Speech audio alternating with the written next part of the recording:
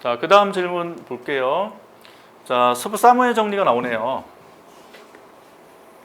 여기 이제 SS 정리라고 해요. 근데 여기 이제 어디로 가냐면 헥시어 올인 정리 안에 들어가는 거예요.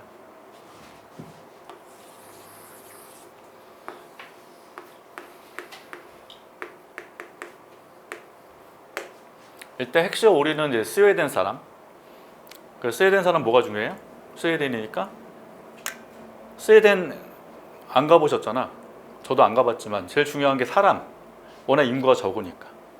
그래서 스웨덴차 볼보가 되게 안전성을 강조하는 게 뭐냐면 사람 자체가 이제 죽으면 그만큼 인지가 줄기 때문에 안전성을 좀 많이 한다는 얘기를 하거든요. 그러니까 요소 부종 관련된 게 헥시어 올인 정리 개념이고, 요 안에 들어간 대표가 요소 부존도의 정리.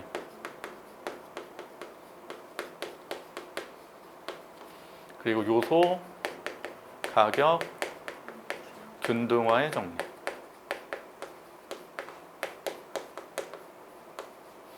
그래서 저희 코트라 쪽에 시험 공부하신 분들은 두 개 나왔죠. 요소 부종도는 기본 개념에 들어가는 거고, 요거는 그다음에 요소와 균등화 정리도 시험 문제 나왔고, 요거는 이제 기출 문제 보시면 코트라 같은 경우는 간단하게 설명하시고 그냥 간단하게, 원래 이제 어렵거든 설명을 자세히 들어가려면.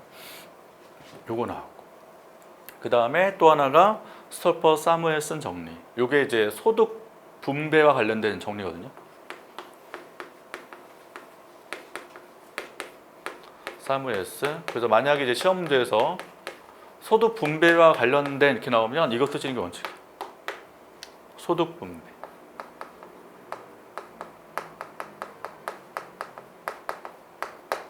그러면 소득 분배는 뭐의 개념이? 누가 이득 보고 누가 손해 보고, 이거잖아요. 누가 이득 보고 누가 손해 보고. 그럼 누가 이득이고 누가 손해의 주체는 누구예요? 여기서 노동자하고 자본가거든. 노동자가 이득 보냐, 자본가가 이득 보냐.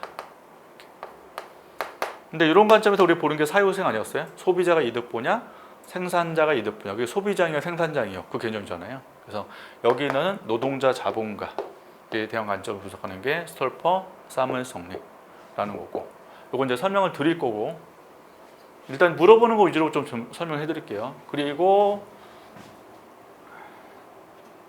특정 요소 모형 나오잖아요. 그러니까 두 개 차이는 뭐예요? 두 개 차이. 그쵸. 요거는 단기. 요거 단기, 요거는 장기. 그럼 단기, 장기를 나누는 기준 뭐예요? 생산 요소의 이동. 그 생산 요소 이동이 자유롭게 이동하면 장기. 다시 어디서 어디로 이동하는 거예요? 국내에 있는 산업 간 이동. 산업과 이동할 때 자유롭게 이동하면 장기. 자유롭게 이동하지 못하는 생산 요소가 존재하면 단기. 그게 자유롭게 이동하지 못하는 게 뭐다? 특정 요소라는 거죠. 특정 요소. 이게 특화 요소, 특정 요소 이런 개념을 쓰는 거죠. 두 개 모형을 지금 질문하셨고, 일단 이제 그냥 읽어볼게요. 물어보신 거 위해서. 무역 발생하여 자본 풍부국에서 생산 요소 가격 변화가 있으면 생산자들이 노동 집약적 생산 방식을 선택을 하게 돼요. 이유는 뭐예요? 지금 전제가 자본 풍부국이잖아. 자본 풍부국에서 생산 요소 가격 변화가 있으면, 즉 어떤 변화가 있었다면 자본 풍부국에서니까 자본 상용은 비싸지고 노동 사용료는 싸지면 그게 이제 발생되는 과정을 설명돼야 되고, 그러면 생산자들은 어떻게 돼요? 인건비가 싸지니까 더 노동을 많이 투입하게 된다는 거죠. 그래서 노동 집약적 생산 방식을 선택을 한다는 거고, 그 결과 자본의 한계 생산이 증가하게 됩니다. 왜? 노동을 더 많이 투입을 하니까 노동의 한계 생산은 감소하는 반면 자본의 한계 생산은 반대로 올라가게 되죠. 일단 나중에 설명드릴 거고, 노동의 한계 생산 감소한다고 설명됩니다. 이렇게 특정 요소 모형 같은 경우는 수출 산업 있고 생산 증가죠. 수출 산업 무조건 생산 증가예요. 스토프 사무엘 전제 동일하게. 근데 수입 산업은 어떻게 돼요? 외부에서 들어오니까 재가 들어오니까 생산이 뭐 할 수밖에 없다? 줄어들 수밖에 없죠. 그래서 노동이 어디서 어디로 수입재에서 수출재로 이동하니까 이때 노동이 뭐냐면 유동 요소, 노동이 이동할 수 있다는 거고 자본은 이동을 못 한다는 거죠. 자본은 그렇게 특정 요소, 특화 요소 이렇게 된단 말이에요. 이동 수산업의 한계 생산 조심할 게 이제 여기 한계 생산은 뭐예요? 뭐가 빠진 거예요? 자본의 한계 생산이죠. 수출 산업에 있는 자본의 한계 생산 이게 특정 요소 생산 증가하고 수입 산업 역시 특정 요소에 해당되는 거는 한계 생산 뭐 한다? 감소한다. 이게 특정 요소 모형 개념이라고. 그래서 결국 실질 소득이 변동한다고 한다. 자, 투이로 모두 집약도 사용되는 생산 실질 소득이 상승하는 점에서 일치하지만 한계 생산한 변화의 논리가 이해되지 않는다. 그래서 수산물 정리에서는 노동 집약적 생산만 선택함으로써 왜 자본이 한계 생산이 증가하는지 이제 이게 이제 물어보는 핵심이겠죠. 그리고 특정 요소 모형에서는 노동이 요소 집약적 산업으로 이동함에 따라서 한계 생산이 어떻게 상승하는지 메커니즘을 구체적으로 설명할 수 있을까요?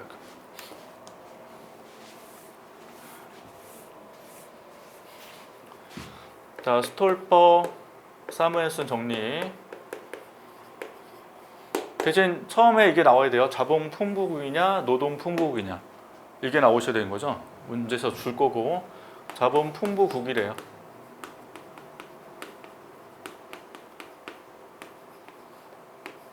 그럼 이게 핵심 원인 정리 안에 들어가니까 자본 집약제는 어떻게 되고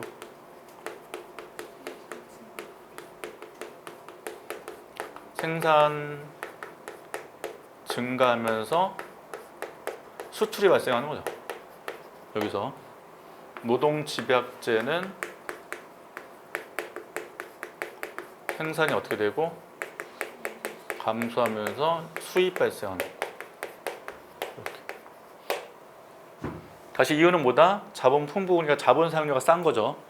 그래서 자본이 많이 투입되는 재화 가격이 싼 거예요. 그래서 자본 집약제가 외국과 비교할 때 상대적으로 싸기 때문에 수출이 증가하는 과정에서 생산 증가하고 노동집회 반대로 생산 감소, 수입 발생하게 되죠. 자, 이 과정으로 인해서 자본이 굉장히 필요해요. 노동을 덜 필요하고 그래서 자본 시장에서는 초과 수요, 초과 공급, 초과 수요가 발생하는 거고요. 노동시장에서는 초과 공급이 발생한다. 이해되시죠? 노동은 남아돌고 자본이 지금 부족하다는 거죠. 따라서 자본 사용료가 R, 노동 사용료가 W 이렇게 해두면 R은 올라가고 W는 떨어지게 되죠. 그럼 상대적으로 어떻게 돼요? 인건비가 싸진 거예요. 그럼 국가 전체로 뭐 한다고요? 노동을 많이 투입하고자 한다는 거죠. 노동 집약적 생산 방식으로 바뀐다는 거예요.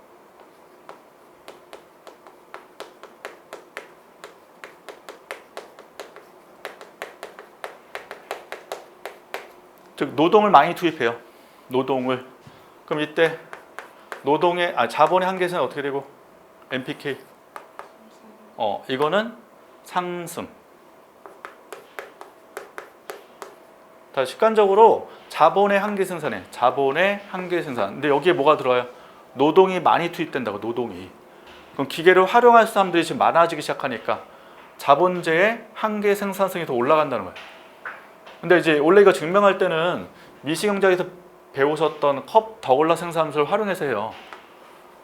Q는 뭐 L의 0.5, K 0.5 이런 게 있으면 이제 1차 동차라고 해서 여기서 MPK, MP를 구한다고요.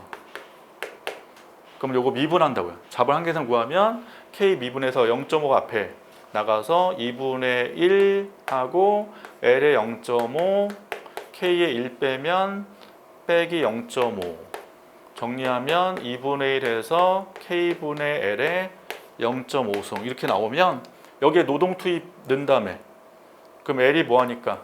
증가하니까 MPK 커지죠. 이 식에서 이렇게 증명을 해요.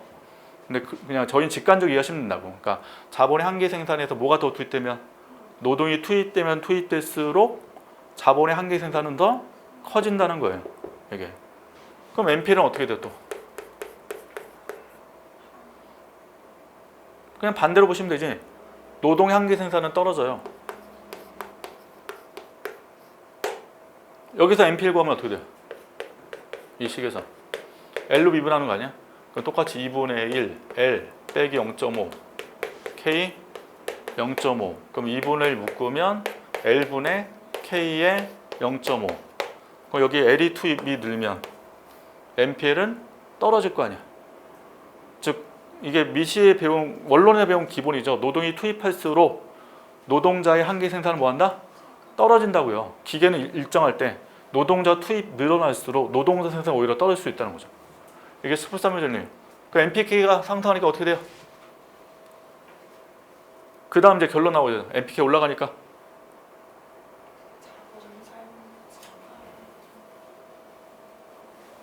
여기서 중요한 게 실질소득이 나와야 돼. 실질소득. 실질소득. 여기는 NPL이니까 아까 10 기억나시죠? P분의 W는 NPL. 이거. 그 NPL 떨어지니까 노동자의 실질임금이 떨어진다고. 노동자의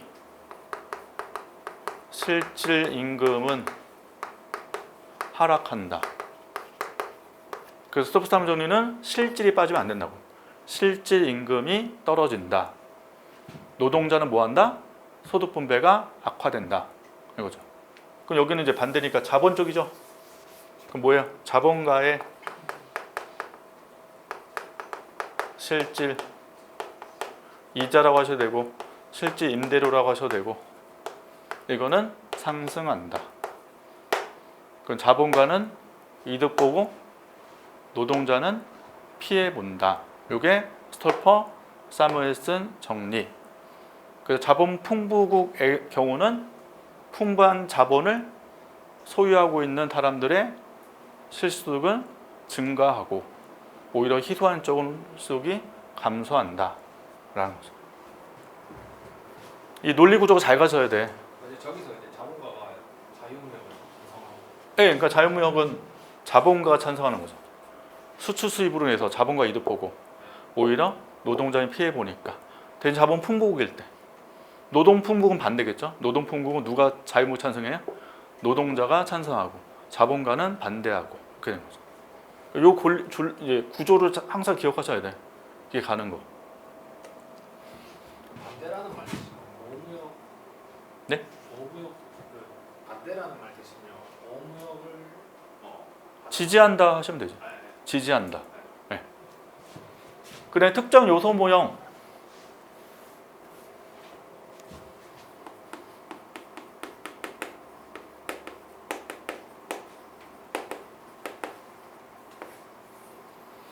수출제 산업이 있고 수입제 산업이 있을 때 여기에 특정 요소가 있다는 거예요.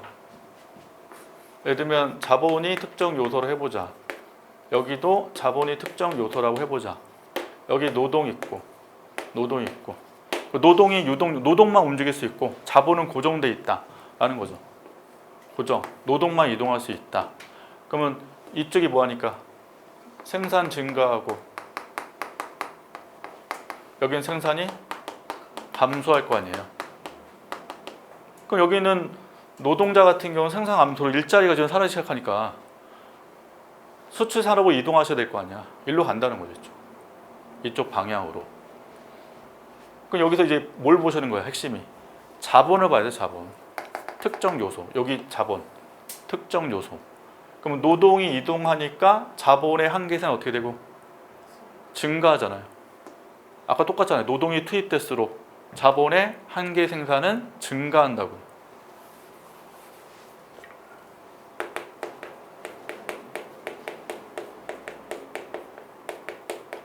증가. 여기는 한계 생산 감소. 자본이 노동이 빠져나가니까 이렇게. 그럼 아까 똑같죠? 한계는 증가니까 실질 이자 또는 실질 임대료가 증가하게 되죠. 여기는 실질 이자 실질 임대료 감소하게 된다. 그래서 수산업에 있는 특정 요소 보유자의 소득 분배가 더 개선되는 거고, 수입대 산업에 있는 특정 요소 보유자는 오히려 소득 분배가 악화된다. 이게 특정 요소 모형.